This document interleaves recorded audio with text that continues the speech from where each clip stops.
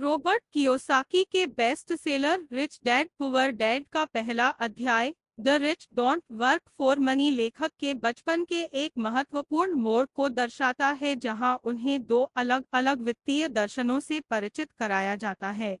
ये दर्शन उनके दो पिताओं द्वारा प्रस्तुत किए जाते हैं, उनके जैविक पिता गरीब डैड और उनके दोस्त माइक के पिता अमीर डैड।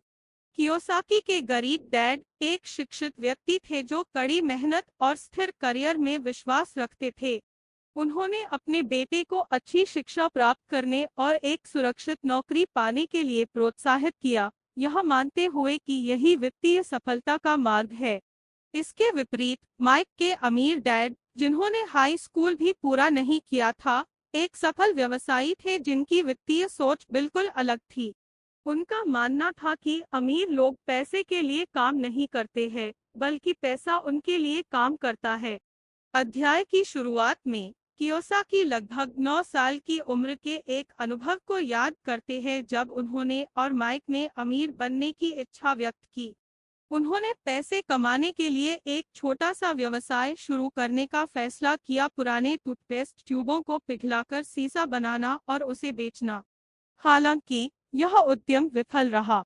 इसके बाद लड़कों को माइक के पिता से मिलने का अवसर मिला, जिसे वे अमीर डैड कहते हैं। उन्होंने उनसे पैसे के बारे में सीखने की इच्छा जताई।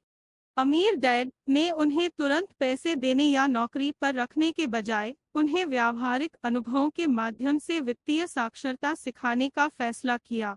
अमीर डैड ने लड़कों को अपनी निर्माण कंपनी में मामूली काम दिया, जहां उन्हें कम वेतन मिलता था। कियोसाकी ने बताया कि काम उबाऊ था, लेकिन उन्होंने और माइक ने इसे पैसे और व्यवसाय के बारे में सीखने का एक अवसर माना। जब कियोसाकी ने कम वेतन के बारे में अपनी निराशा व्यक्त की, तो अमीर डैड ने उन्हें एक महत्वपूर्ण सबक सिखाया। अधिकांश लोग डर और इच्छा के जाल में फंसकर पैसे के लिए काम करते हैं।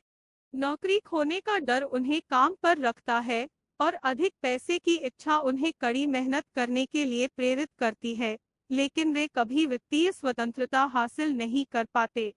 अमीर डैड ने जोर दिया कि असली अमीर लोग इस चक्र से बचते हैं। वे संपत्ति बनाने पर ध्यान केंद्रित करते हैं जो उनके लिए आय उत्पन्न करती है, चाहे वे काम कर रहे हों या नहीं। ऐसी संपत्तियों में स्टॉक, बॉन्ड, किराया उत्पादक रियल एस्टेट, बौद्धिक संपदा और ऐसे व्यवसाय शामिल हो सकते हैं जिनमें मालिक की सक्रिय भागीदारी की आवश्यकता नहीं होती है। पहले अध्याय में अमीर डैड लड़कों को अपना पहला वित्तीय सबक सिखाते हैं। अमीर पैसे के लिए काम नहीं करते। वे उन्हें एक ऐसी मानसिकता विकसित करने के लिए प्रोत्साहित करते हैं जो वित्तीय स्वतंत्रता और संपत्ति निर्माण पर केंद्रित हो। वे उन्हें यह समझने में मदद करते हैं कि नौकरी की सुरक्षा और उच्च वेतन वित्तीय सफलता की गारंटी नहीं है। कियोसाकी अपने गरीब डैड के विपरीत दृष्टिकोण पर भी प्रकाश डालते हैं, जो हमेशा उन्हें अच्छी शिक्षा प्राप्त करने और एक सुरक्षित नौकरी खोजने के लिए प्रोत्साहित करते थे। अमीर डैड के विपरीत उनके गरीब डैड वित्तीय सुरक्षा को प्राथमिकता देते थे और उद्यमिता और निवेश को जोखिम भरा मानते थे। यह पहला अध्याय दो अलग अलग वित्तीय दर्शनों के बीच एक मजबूत विरोधाभास स्थापित करता है और पाठक को अपनी वित्तीय मान्यताओं पर सवाल उठाने के लिए प्रेरित करता है। कियोसाकी सुझाव देते हैं कि वित्तीय शिक्षा, जो पारंपरिक शिक्षा प्रणाली में अक्सर अनुपस्थित होती है, वित्तीय स्वतंत्रता प्राप्त करने के लिए महत्वपूर्ण है।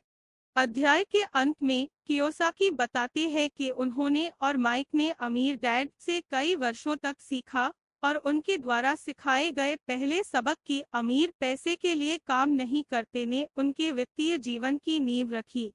यह अध्याय वित्तीय स्वतंत्रता की यात्रा शुरू करने वाले किसी भी व्यक्ति के लिए एक महत्वपूर्ण शुरुआत